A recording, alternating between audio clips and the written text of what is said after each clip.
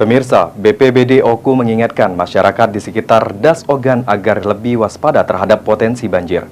Hal itu dikarenakan perubahan cuaca dari panas hingga menjadi hujan deras disertai petir berpotensi menimbulkan bencana banjir.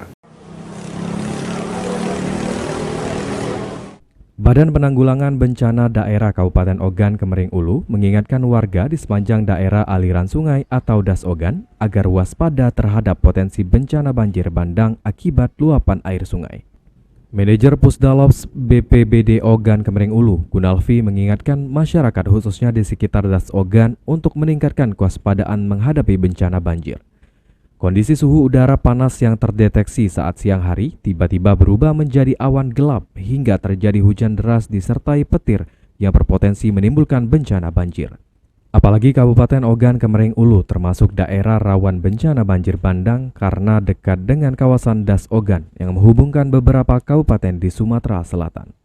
Berdasarkan data terdapat 2 kecamatan di Kabupaten Ogan Kemering Ulu yang rawan banjir bandang, yaitu Kecamatan Pengandonan dan Kecamatan Muara Jaya karena berada di dataran rendah dan dekat dengan Das.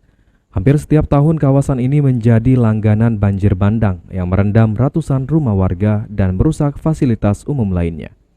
Banjir dalam kota serta sepanjang aliran Das Ogan. Dalam hal ini kami BPBD Oku menghimbau kepada masyarakat Kabupaten Kemering Ulu, terutama yang masyarakat yang tinggal di daerah bantaran Das Ogan ini itu selalu tetap waspada dan siaga, mengingat kondisi cuaca tentu saat ini sedang lagi tidak bersahabat. Pemetaan BPBD Ogan Kemering Ulu ada 8 wilayah kecamatan dinilai rawan bencana longsor dan banjir, seperti Ulu Ogan, Lengkiti, Sosobuai Rayap, Batu Raja Timur, Batu Raja Barat, Semidang Aji, Pengandonan, dan Muara Jaya. Ari Pranika, PAL TV.